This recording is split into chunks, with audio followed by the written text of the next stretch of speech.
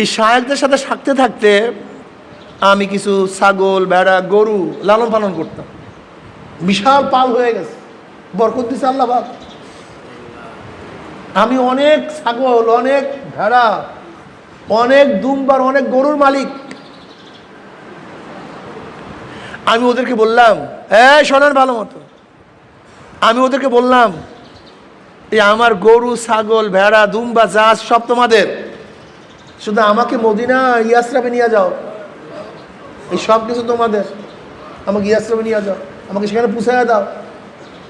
তুমি আমি ইসলাম পাওয়ার জন্য দুইটা ত্যাগ করি না। আরে গিয়াদারা, একটা পাই, ব্যয় করতে চাই না। ইনফাক ফি সাবিলিল্লাহ, ইনফাক আল্লাহর রাস্তায় খরচ করা ব্যতীত মাওলাকে পাওয়া যায় না। এই যে যারা এখানে আসছেন, খরচ করতেছেন, সব সদকায়ে জারিয়া, সব মাওলার পথে, সব মাওলার পথে। ইলমে দ্বীন অর্জন করার জন্য যা কিছু ব্যয় করবেন, সব মাওলা পাক কবুল করে নেবেন। কোনো সন্দেহ আছে মিয়া? হ্যাঁ, কোনো সন্দেহ আছে?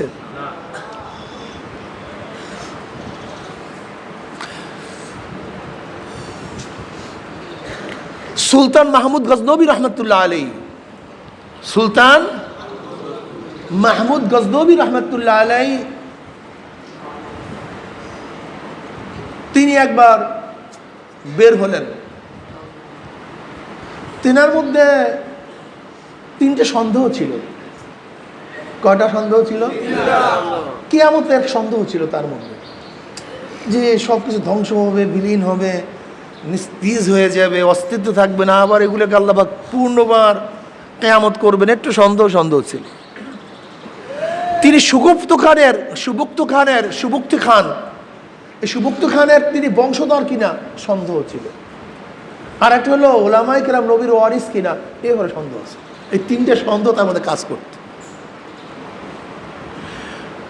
সুলতান মাহমুদ গজনবী রহমতুল্লাহ রাতে বের হয়েছেন, দেখে একটা ছেলে মোতালা করতেছে, কিন্তু আলো নাই, দোকানের আলো, হোটেলের আলোতে দাঁড়ায় পড়াশোনা করতেছে। সুলতান মাহমুদ গজনবী রহমতুল্লাহ আলাইহির কাছে স্বর্ণের বাতি ছিল, স্বর্ণের বাতি, যেটা তৈরি করে স্বর্ণ দিয়া। লোকেরা স্বর্ণের বাতি তার পিছনে পিছনে হাঁটতো, তিনি সেই আলোতে চলতেন। এখন তিনি দেখতেছেন একটা ছেলে মোতালা করতেছে একটা দোকানের আলোতে, কি নাই, তার কাছে আলোর কোনো ব্যবস্থা নেই। এটা দেখে তার কাছে খুব খারাপ লাগছে। সুলতান মাহমুদ গজনবী রহমতুল্লাহ আলাইহি সেই তলাবে এলেমকে সেই স্বর্ণের বাতিটা দান করছে, তুমি এইটা দিয়ে পড়াশোনা করো, যাও। মুহূর্তের মধ্যে পাগল খাওয়া হয়ে গেছে, কথাটা বুঝাতে পারেনি। এলমে দ্বীনকে সম্মান করছে, তোলাবাদেরকে সম্মান করছে, তোলাবাকে ইজ্জাত করছে, এলেমকে সম্মান দেখাইছে। রাত্রে ঘুমাইছে, নবী আলাইহিস সালাতু স্বপ্নে দেখতেছেন। এবার নবী আলাইহিস সালাম সম্পদ বলে, সুবক্তগণের বংশধর, তুমি আমার এক উত্তরসূরিকে সম্মান করছো, আল্লাহ পাক দুনিয়া এবং আখিরাতে তোমাকে কামিয়াব করেন। এক স্বপ্নের মধ্যে তিনটা মাসালা হল হয়েছে। তিনি সুবক্তগণের বংশধর কি বংশধর না, এটা নিয়ে শেষকাল ছিল। নবী আলাইহিস সালাম সম্বোধন করছেন তার বংশের দিকে। কিয়ামত সম্পর্কে সন্দেহ ছিল, তিনি কি বললেন? আল্লাহ পাক তোমাকে কিয়ামত দুনিয়া এবং আখিরাতে কামিয়াব করেন। আর নবীর ওয়ারিসকে ওলামায়ে কেরাম কিনা, এই সন্দেহ ছিল। নবী আলাইহিস সালাম বললেন কি, আমার এক উত্তরসূরিকে তুমি সম্মান দেখাই, এই জন্য আল্লাহ পাক দুনিয়া এবং আখিরাতে তোমাকে কামিয়াবি দান করেন। বুঝাইতে পারি, সাধনা লাগবে পাগল। এই যে তোলাবা, এখানে আপনারা আসছেন সবাই তোলাবা, সবাই এলেম অর্জন করার জন্য আসছেন, সবাই আহলে এলেম অর্জন করার জন্য আসছেন। জানেন প্রতিটা মুহূর্ত কত বরকতপূর্ণ। সালমান ফারসি রাদিয়াল্লাহু বললেন, আমি তো অর্থ কামাই করছি, আমি তাদেরকে বললাম আমাকে ইয়াসরাবে নিয়ে যাও, সব তোমাদের।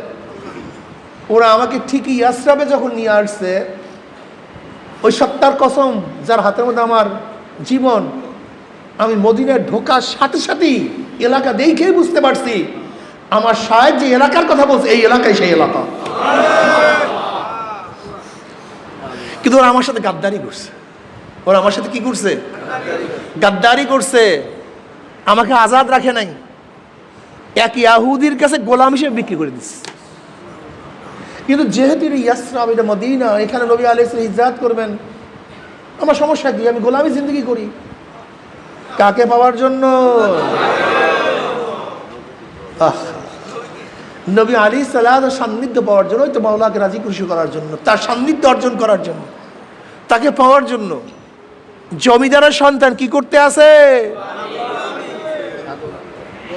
কি করতে আছে? গোলামি করতে আছে। আর তুমি আমি আজাদ জিন্দগি পালন করি, ওর নামাজ পড়ি না, রোজা রাখি না, হালকায় আসি না, মাসিক ইসলাম ভালো লাগে না, সময় দিতে পারি না, দোকান, জায়গা, জমি, চাকরি, নৌকরি, আর মাওলাকে পাওয়ার জন্য গোলামি করতে হয়, বাড়ি ছাড়তে হয়, ঘর ছাড়তে হয়, সব কিছু ত্যাগ করতে হয়। জমিদারের সন্তান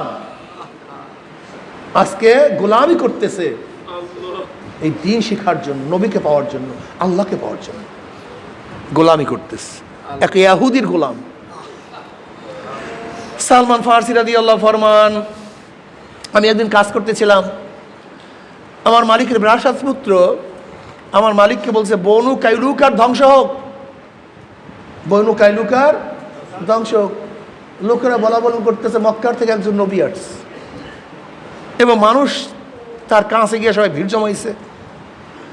সালমান রাদিয়াল্লাহু ফরমান, এই কথা শোনার সাথে সাথে আমি অস্থির হয়ে বেহুশ হয়ে পড়ে গেলাম, কারণ যার অপেক্ষায় আমি এখানে গোলামি করতেছি সে অলরেডি মদিনায় চলে আসছে, অথচ আমার খবর নাই, আমার হুঁশ নাই, আমার জানা নাই।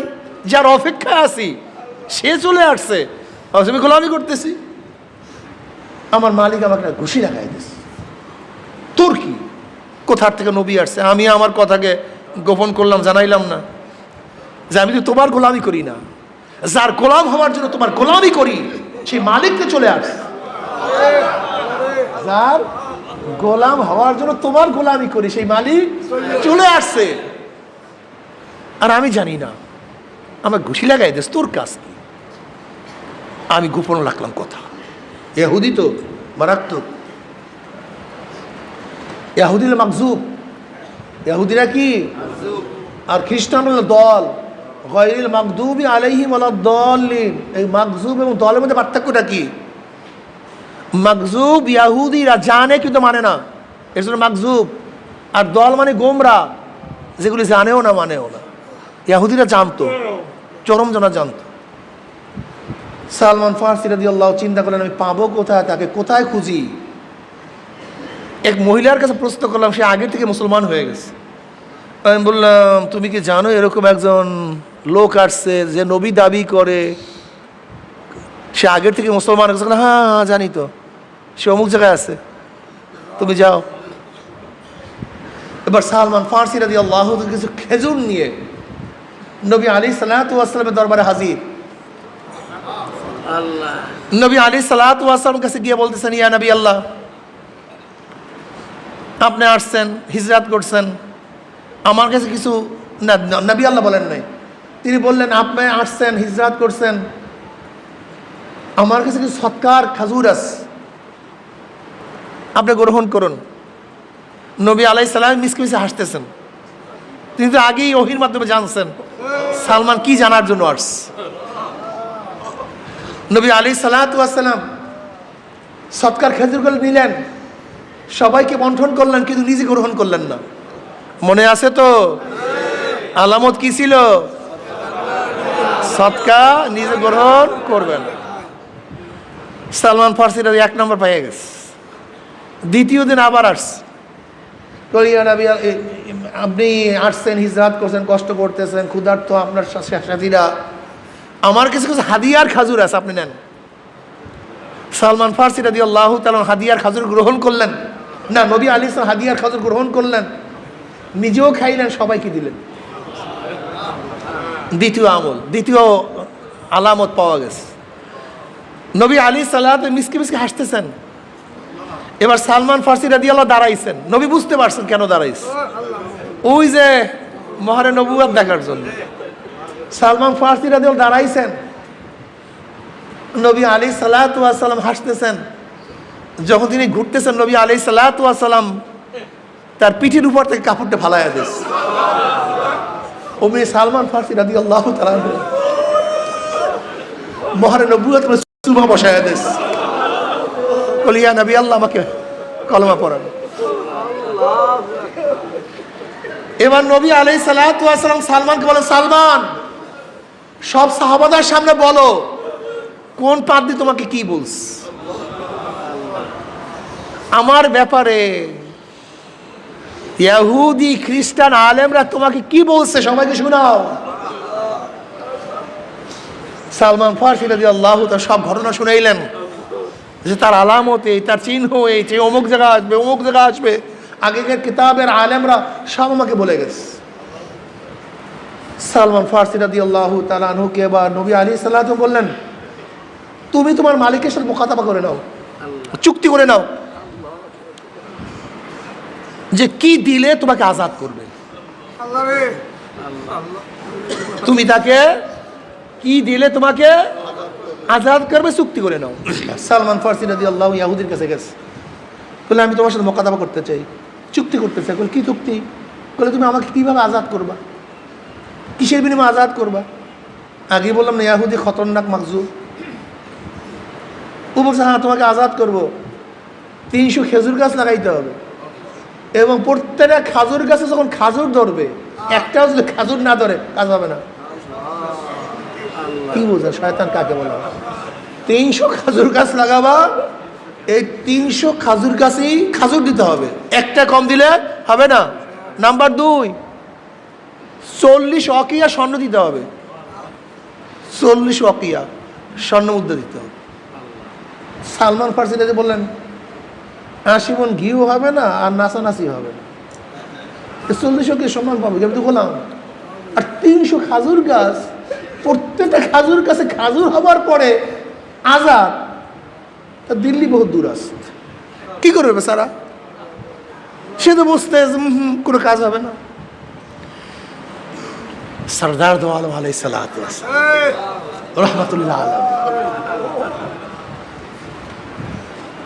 ওমা আরসালনাকা ইল্লা রাহমাতাল লিল আলামিন। সরদার দো আলমের কাছে আসছে, যার কাছে মানুষ সমস্ত সমস্যা সমাধান খোঁজে, শান্তি পায়, মুক্তি পায়। ওয়াকান রাসূলুল্লাহ সাল্লাল্লাহু আজওয়াদান নাস, নবী আলাইহিস সালাতু ওয়াস সালাম সবচেয়ে বেশি দানশীল, দানবীর। বুখারীর মধ্যে রওয়ায়াত আছে। জুদ এবং সাকার মধ্যে পার্থক্যটা কি? আসকান নাস বলেন নাই, তিনি বেশি বন্টনকারী, বেশি দানশীল বলেন নাই, আজওয়াদুন নাস বলছে। ইমাম রাগিব ইসফাহানি রাহমাতুল্লাহ আলাইহি জুদের তাহকিক করেন, আল ইতাউ মা ইয়ানবাগি লিমা ইয়ানবাগি। জুদ বলা হয় যার যা প্রয়োজন তাকে তা দেয়া, আর সাকা বলা হয় মাল বন্টন করা, শুধু একটা গুণ। আর জুদ বলা হয় যাকে যেই জিনিসের প্রয়োজন তাকে সেই জিনিস দেওয়া। ওয়াকান রাসূলুল্লাহ সাল্লাল্লাহু আন আব্দুল্লাহ ইবনে আব্বাস রাদিয়াল্লাহু তাআলা قال কান রাসূলুল্লাহ সাল্লাল্লাহু আজওয়াদান নাস, নবী আলাইহিস সালাতু ওয়াস সালাম সবচেয়ে বেশি দানশীল ছিলেন, দানবীর ছিলেন, জুদ ছিলেন। যার এলেমের প্রয়োজন তাকে এলেম দিতেন, যার মারিফতের প্রয়োজন তাকে মারিফত দিতেন, যাকে সান্ত্বনা দেওয়ার প্রয়োজন তাকে সান্ত্বনা দিতেন, যাকে মালের প্রয়োজন মাল দিতেন, কাপড়ের প্রয়োজন কাপড় দিতেন, খাদ্যের প্রয়োজন খাদ্য দিতেন, বুদ্ধির প্রয়োজন বুদ্ধি দিতেন, পরামর্শের প্রয়োজন পরামর্শ দিতেন। এবার বেচারা আসছে, মন তো বেজার, মন বেজার, বেচারা করবে কি? ও সালমান, চুক্তি করছো, লাভ কি শুনাইয়া? চুক্তি তো হইছে, কিন্তু লাভটা কি? বলে কি চুক্তি, কি পরামর্শ, কি দিছে? বলে ইয়া নবী আল্লাহ, এই 300 গাছ খাজুর লাগাইয়া খাজুর হইতে হবে, 40 অকিয়া স্বর্ণ মুদ্রা দিতে হবে। তো যাও চুক্তি করে ভালো, দস্তখত করে ভালো, যাও, কোনো কথাবার্তা নাই। তুমি যেইটাকে অসম্ভব মনে করো, আমার মাওলা ইচ্ছা করলে 1 সেকেন্ডের মধ্যে সে সম্ভব করতে পারে। চুক্তি, সাথীদেরকে সাহায্য করতে হবে, সাথীরা বিপদে বলে উদ্ধার করতে হবে। সাথীদের প্রয়োজন হলে সবাই চান্দা দরিয়া কিভাবে প্রয়োজন উদ্ধার হয় এখন বলবো। চুক্তি করো। সালমান ফার্সিরা চুক্তি করছেন ইহুদিদের সাথে। এবার সরদার দো আলম আলাইহিস সালাত ওয়া সাহাবাদেরকে ডাকলেন, হ্যাঁ সাহাবারা, কে কয়টা খাজুর গাছ আছেন চারা দিতে পারবা? তুমি কয়টা দিবা? তুমি কয়টা? তুমি কয়টা? বাস উসাল শুরু হয়ে গেছে। আল্লাহ, দেখছেন কত সুন্দর। এই আজকে যে পড়ছে হাদিসের মধ্যে, খুতবার মধ্যে, আল মুমিনু কারজুন ওয়াহিদ, ইন ইশতাকা আইনুহু ইশতাকা কুল্লু ওয়া ইন ইশতাকা রাসুহু ইশতাকা কুল্লু। গোটা দুনিয়ার মুমিন একটা শৈলের মতো, একটা শৈল। মুমিনের হালই ভিন্ন। এই তুমি কয়টা? তুমি কয়টা? তুমি কয়টা? ইসলাম তো এইভাবেই চলে। এই মসজিদ কারোর ব্যক্তিগত টাকায় হয়নি, প্রত্যেকের দানের টাকায়। এই যে তোমার মাদ্রাসা কারোর ব্যক্তিগত টাকায় নেই, সবাই টাকা। এটাই তো ইসলাম, ইসলামের সৌন্দর্যতা, এইটাই তো মুসলমানের সৌন্দর্যতা। আমাকে অনেক বলে হুজুরা মসজিদ করবো, টাকা নেই। কিসের ফান্ড? তুমি কিসের ফান্ডের মালিক? ফান্ডের মালিক তো আল্লাহ। আল্লাহ গনিউন ওয়া আনতুম ফুকারা। ধনীকে তোরা তো সব ফকিরের গোষ্ঠী। তুমি ফান্ডের চিন্তা করো না, ফান্ড তো আল্লাহর কাছে। শুরু করো, একটা দুইটা অকে আনো। আল্লাহ কসম করে বলতেছি, রোজা মুখে আমার কাছে বহুত ঘটনা আছে যে জিরো ফান্ডে মসজিদের কাজ শুরু করছে, জিরো ফান্ডে মাদ্রাসার কাজ শুরু করছে, কিন্তু তাকওয়া সাগরের উপরে, তাকওয়ার ভিত্তির উপরে কাজ শুরু করছে। গিয়া দেখি বিশাল মসজিদ, গিয়া দেখি বিশাল মাদ্রাসা, অথচ ফান্ড ছিল কি জিরো। বিশ্বাস করেন অথবা নাই করেন, নাস্তিকরা হয়রান পরেশান হয়ে যায় যে বিনা ফান্ডে ইসলামের কাজগুলি চলে কিভাবে। এই যে মাদ্রাসার যত কাজ হয় গোটা বাংলাদেশ, গোটা দুনিয়ার মধ্যে যত মাদারিসগুলি আছে, মসজিদগুলি আছে, এর কোনো নির্দিষ্ট কোনো ফান্ড আছে? হ্যাঁ, অথচ অর্থনীতিবিদদের কাজ কি? প্রথম আপনি ফান্ড করবেন, বাজেট কত? আগে বাজেট তারপরে কাজ। আর আমাদের ইসলামের কাজ হলে আগে কাজ এবার বাজেট। সুবহানাল্লাহ। মানে অর্থনীতির সাথে কোনো মিলই নাই। অর্থনীতির মূল থিমটা কি? আপনারা রাস্তা করবেন, আগে কি হয়? কথা বলে না কেন? আপনি এত লোককে খাওয়াবেন, আগে কি হয়? আর এই যে মাদ্রাসায় এত ছাত্র ভর্তি হইবে, কোনো বাজেট আছে? কোনো বাজেট নেই, কোনো বাজেট টাজেট নেই। এত বড় মাদ্রাসা মসজিদ হবে, কোনো বাজেট আছে? ইসলামের কাজ আগে কাজ তারপরে বাজেট। আর দুনিয়ার অর্থনীতির কাজ হলো আগে বাজেট তারপরে কাজ। যুদ্ধ করার আগেই বাজেট, এত বাজেট তারপর যুদ্ধ। আর আমরা কি করি? আগে যুদ্ধ শুরু করি তারপরে বাজেট করি। কি কথা বুঝাতে পারি? মিলবে না কার সাথে। তা আমাদের বাংলাদেশের নাস্তিকরা চিন্তা করে, ঘটন নাকি ফান্ডিং করে কে? হাজার হাজার মাদ্রাসা, লক্ষ লক্ষ তোলাবা, নিশ্চয়ই মনে হয় ওসামা বিন লাদেন ফান্ড দেয়, নিশ্চয়ই মনে হয় জিএমপিরা ফান্ড দেয়, নিশ্চয়ই মনে হয় দায়েশরা ফান্ড দেয়। আসলে তোমার ছাতাও জানে না কে ফান্ড দেয়। যেখান থেকে ফান্ড আসে ওই ফান্ড কোনোদিন দেখার সম্ভাবনা কেউ রাখে না, কেউ দেখে না। সালমান ফার্সি রাদিয়াল্লাহু তাআলার ব্যাপারে বলল, এই খাজুর গাছ দাও, চারা দাও। সাহাবারা যাও গর্ত করো, কিন্তু খবর দাও গর্ত করবা, কেউ গাছ লাগাবো না। গাছ লাগাবো আমি, গাছ লাগাবো, অন্য কেউ গাছ লাগাবো না। খবরদার, খালি গর্ত করবা আর আমার কাছে চারা দিবা, আমি রোপণ। সাহাবায়ে কেরাম রিদওয়ানুল্লাহ আজমাইন গর্ত করলেন, চারা নিয়ে আসলেন। 10 মিলি করি কাজ, হারি জিতি নাহি লাস। 10 লাঠি, এগুলো মনে রাখবেন। মুজাহিদরা, চরমনের মুজাহিদরা। কেউ একটা বিপদে বলে সবাই আগে আসেন, সবাই কাছে যান। 10-এর লাঠি 1-এর বোঝা। একজনে 10 টাকা দিতে কষ্ট, কিন্তু 10 জনের 10 টাকা দিতে কষ্ট হয় না। আমার সাথীদেরকে এইভাবে সাহায্য করেন, সহযোগিতা করেন, সবাই মিলেমিশে আসেন, হাত বাড়ান, হাতকে প্রশস্ত করেন, কাঞ্জুস হয়েন না। নবী আলাইহিস সালাতু ওয়াস সালামের কাছে চারা দেয়, নবী রোপণ করেন, চারা দেয়, নবী রোপণ করেন। কিছুদিনের মধ্যে খাজুর এসে গেছে 298টার মধ্যে। কয়টার মধ্যে? 2টার মধ্যে নাই, একটাও মিস নেই। নবী আলাইহিস সালাতু ওয়াস সালাম ঢাকাইছেন, একটাও মিস নাই। কিন্তু 2টা তো খাজুর আসে না। ঘটনা কি? নবী আলাইহিস সালামের ঘটনা কি? 298টায় খাজুর আসছে, 2টা আসে নাই কেন? আবু বকর রাদিয়াল্লাহু আনহু, ইয়া নবী আল্লাহ, ফাঁকে আমি লাগাইয়া ফেলাইছিলাম। ওমর রাদিয়াল্লাহু আনহু, ফাঁকে আমি আরেকটা লাগাইয়া ফেলাইছিলাম। এই 2টা খাজুর আসে নাই। যে একটু আবু বকর রাদিয়াল্লাহু একটা, ওমর ইবনে খাত্তাব রাদিয়াল্লাহু একটা, এই 2টায় খাজুর আসে। নবী আলাইহিস সালাম আবার নিজের হাতে 2টা লাগাই দিলেন, খাজুর চলে আসছে। এবার 40 ওকিয়া স্বর্ণ দেবে কোথার থেকে? নবী আলাইহিস সালাতু ওয়াস সালাম হাদিয়া হিসাবে একটা কবুতরের ডিমের মতো স্বর্ণ আসছে। কবুতরের ডিমের মধ্যে, হাদিসের মধ্যে এইভাবেই আসছে, কবুতরের ডিমের পরিমাণ একটা স্বর্ণ মুদ্রা হাদিয়া হিসেবে আসছে। নবী আলাইহিস সালাম বললেন, সালমান যাও, এই স্বর্ণ মুদ্রা দিয়ে তোমার 40 ওকিয়া স্বর্ণ মুদ্রা পূরণ করে দাও। ইয়া নবী আল্লাহ, এ তো বোঝান নাই, হ্যাঁ একটা ডিমের মতো, এ দিয়ে এত স্বর্ণ, এত। যাও, কথা কম কও, কাম বেশি। সালেকদের কথা কম, কাজ বেশি।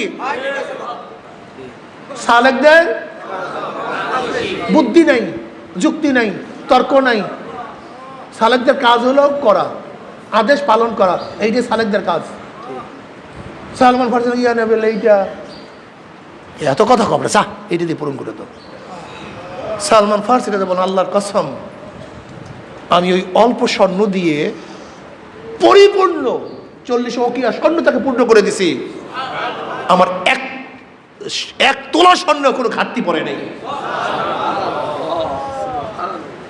সালমান ফারসি রাদিয়াল্লাহু আজাদ হয়ে গেল, মুক্তি হয়ে গেল। নবী আলাইহিস সালাতু ওয়াস সালাম আগমনের সেই পাদ্রীদের, রাহেবদের এলেম থেকে আমরা জানতে পেরেছি সালমান ফারসি রাদিয়াল্লাহু ইসলামের জন্য কি সাধনা করছে, তাই আমরা জানতে পেরেছি। কত ত্যাগ করছে সেটা আমরা জানলাম। তাদের ইমানের মজবুতি কি ছিল, অথচ আমাদের ইমানের মজবুতি কি। এখন বলতে পারেন, হুজুর সালমান ফারসি রাদিয়াল্লাহু এই ঘটনা যে বললেন, এতজন শায়েখ চলে গেছে, তিনি এত এত করছেন, বয়স কত? কোন রওয়ায়াতের মধ্যে আছে 250 বছর হায়াত পাইছেন। কত বছর? কোন রওয়ায়াতের মধ্যে আছে 350 বছর হায়াত পাইছে। 350 বছর।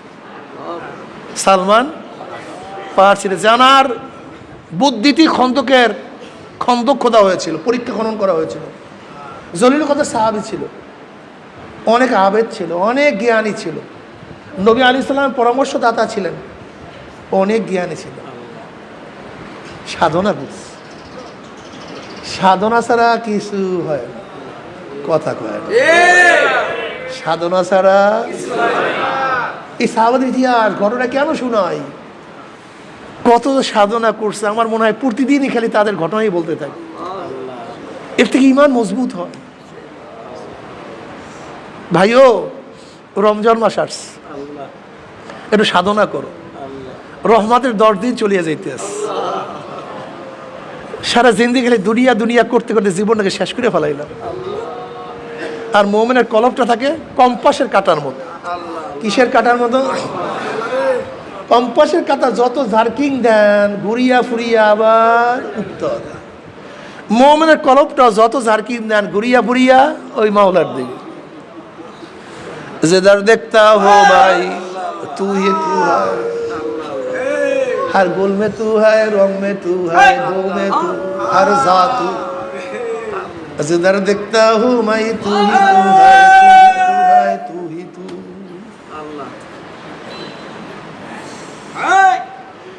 ইয়াহিয়া আলাইহিস সালাতু ওয়াস সালাম, ঈসা আলাইহিস সালাতু ওয়াস সালাম খালাতো ভাই ছিলেন, আপন খালাতো ভাই। নবী ঈসা আলাইহিস সালাতু ওয়াস সালাম এবং ইয়াহিয়া এর প্রথম নাম দুনিয়ার মধ্যে। এর আগে ইয়াহিয়া আলাইহিস সালাম আগে ইয়াহিয়া নামে দুনিয়ার কেউ ছিলেন না। এইটা ফার্স্ট আউয়াল নাম ইয়াহিয়া, এইটা কি প্রথম নাম। এর আগে কোনো ইয়াহিয়া নাম ছিল তা আল্লাহ পাক নিজে রাখছেন ইয়াহিয়া। দুই খালাতো ভাই একই সাথে বাজারে হাঁটতেছে, হঠাৎ ইয়াহিয়া আলাইহিস সালাতু ওয়াস সালামের সাথে মহিলা ধাক্কা লাগছে। ঈসা আলাইহিস সালাম বললেন, হ্যাঁ তুমি কোথায়, তোমার খেয়াল? ধাক্কা লাগছে। কই কার সাথে ধাক্কা লাগছে? তোমার খবরই নেই, তুমি আমার সাথে, তোমার অন্তর কই? বলে ভাই ঈসা, এক মুহূর্তের জন্য আমি মাওলার থেকে আমার অন্তরকে খালি রাখতে পারি না। হাঁটো এখানে, অন্তর কোথায় থাকে? এটাই খেলাই এখানে। তুমি আমিও বাজারের মধ্যে হাঁটি, নবী ঈসা আলাইহিস সালাতু ইয়াহিয়া আলাইহিস সালাতু ওয়াস সালাম বাজারের মধ্যে গেছেন, কিন্তু তাদের কলব কোন দিকে? তার কলবটা আমার মাওলার দিকে। এই বাজারের মধ্যে হাজারো মুমিনরা হাঁটে, কিন্তু তাদের কলব মাওলার দিকে। এই মসজিদের মধ্যে হাজারো মুসল্লিরা, কার কলব বাড়ির দিকে, ব্যবসার দিকে। একদল মুসল্লিদের কলব আমার মাওলার দিকে। এদের অবস্থা বাইং মাছের মতো। বাইং মাছ থাকে কাদার মধ্যে, কিন্তু কাদা তাদের শরীর লাগে না। ঠিক একদল আল্লাহর থাকে দুনিয়ার মধ্যে, কিন্তু দুনিয়ার মহাব্বত তার অন্তরে উঠতে পারে না। তাদের শুধু খেয়াল আমার মাওলাই কই, আমার মাওলাই কই। সে তদবীরায় মুসলমানাম কিমান খুদরা নুমিদানাম, না তারসানা ইয়াহুদিয়াম না গাবরামনা মুসলমানা, না শারকিয়াম না গরবিয়াম না বর্রিয়াম না বাহরিয়াম, না আজ মুলকে খুরাসানাম না আজ মুলকে ইরাকিয়াম, না আজ মুলকে ইরাকিয়াম না আজ মুলকে খুরাসানা। মাকান আল্লাহ মাকাবাশো নিশানাম বে নিশাবাশো, না জান আল্লাহ তামাম বাসো না বাসো দেশ কে বেজানানা। আল্লামা সিস্তি রহমাতুল্লাহ আলাইহি বলেন, সে তদবীরায় মুসলমানাম কেমন মান খদরা নমিদানাম, না তারসানা ইয়াহুদিয়াম না গাবরামনা মুসলমানাম। এর চিকিৎসা কি? এর রোগের ঔষধ? আল্লাহ রে আল্লাহ,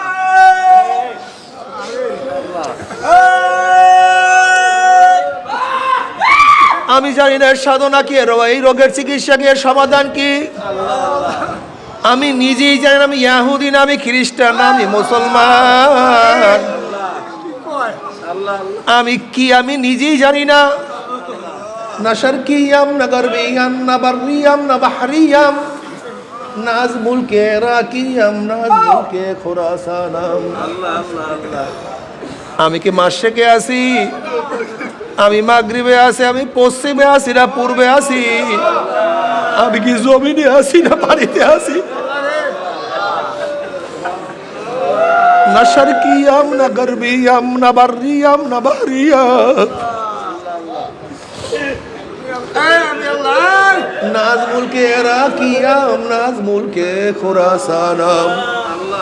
আমি কি ইরাকের মাটিতে না আমি খুরাসানে আছি আমি জানি না, আমার কিছু জানা নাই। মোকালাম না মোকাবাসো দেশা নামবে নেশা বাসো, না জান আল্লাহ তামাম বাসো না বাসো দেশকে বেজনানা। আমার মোকাম এখন না মোকাম হয়ে গেছে, আমি আমার অস্তিত্ব হারাই।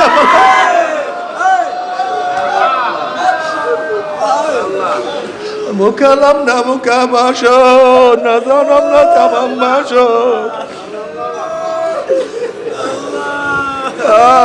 আমি জানি বাবা।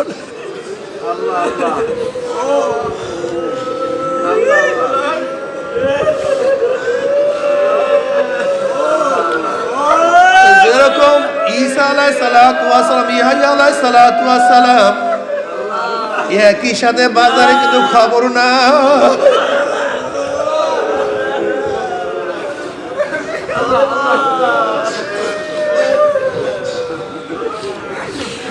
বাবার এখানে আমাদের কুতুবখানা ছিল, এই যে পাশে এখানে এই দোতলার মধ্যে রুম ছিল। আমরা ভাই এক এক রুমের মধ্যে থাকতাম। আমি ঠিক এই কোনা রুমে থাকতাম, মাঝখানে হল রুম ছিল।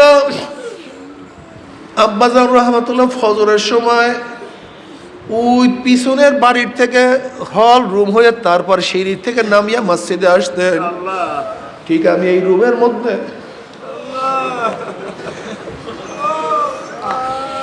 আব্বাজান রহমাতুল্লাহ ফজরের সময় নামাজে আসতে আসেন, আমি তো পাশের রুমে আমিও নামাজের প্রস্তুতি নিতে আসি, রুম আটকানো।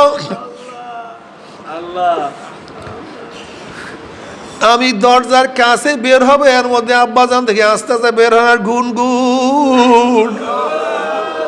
যখনই এক পাও সিঁড়ির মধ্যে হাউত হাউত করে কান্না শুরু করছে,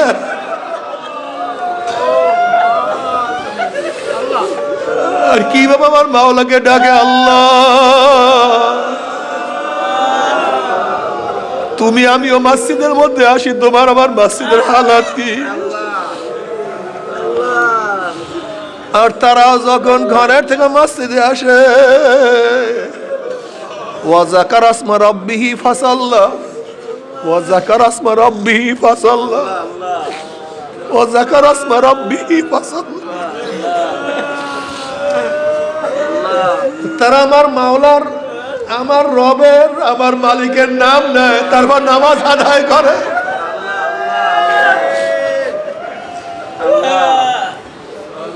মুকানাম না মুকাবাসো, নেশানাম না নেশাবাসো, না জানাল্লাহ তামাম বাসো, না বাসো দেশকে ভিতরা। বাবারে আল্লাহ আল্লাহর হাল কত সুন্দর, কি যে মজা। আল্লাহ তারা সব সময় আমার মাওলার দিকে খেয়াল করে, আমার মাওলাই কো। যেরকম তুমি আমি টাকা হারাই গেলে অস্থির হয়ে যায়, তুমি আমি চাকরি নষ্ট হয়ে গেলে অস্থির হয়ে যায়, তোমার আমার জমির ছুটিয়া গেলে আর সহ্য হয় না, তোমার আমার ক্ষমতা চলিয়া গেলে আর সহ্য হয় না। আর আল্লাহ আল্লাহদের থেকে আমার মাওলা একটু গোপন হয়ে গেলে আর তাদের সহ্য হয় না।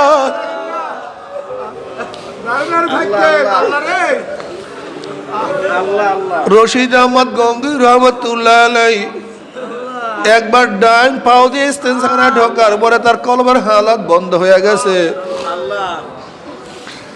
এখন কান্দে অস্থির, আমার কি ভুল হইল, আমার কি হইল, আমার কলবের হালাত কেন নষ্ট হয়ে গেছে। কান্দতে কান্দতে 40 দিন পরে এলাম আসলো, আরশি তুই সুন্নতের খেলাফ কেন বাথরুমে ঢুকছ। তাদের কলমটা কি যে সুন্দর, কি যে ভালো। আর কিয়ামতের ময়দানে কোনো টাকা কোনো পয়সা লা ইয়ানফাউ মালু ওয়ালা বানুনা ইল্লা মান আতাল্লাহ বিকলবিন সালিম। একমাত্র সুস্থ কলম, পরিষ্কার কলম, রোগমুক্ত কলম, যেই কলমের মধ্যে ময়লা নাই, রোগ নাই, কালি নাই।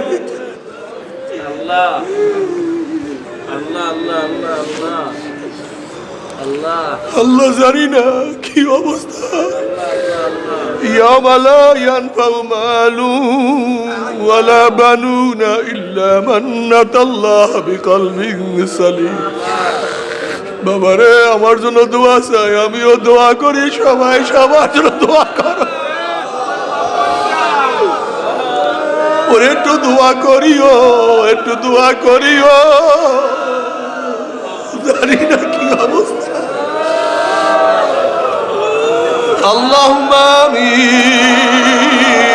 মাওলা মাফ করিয়া দাও।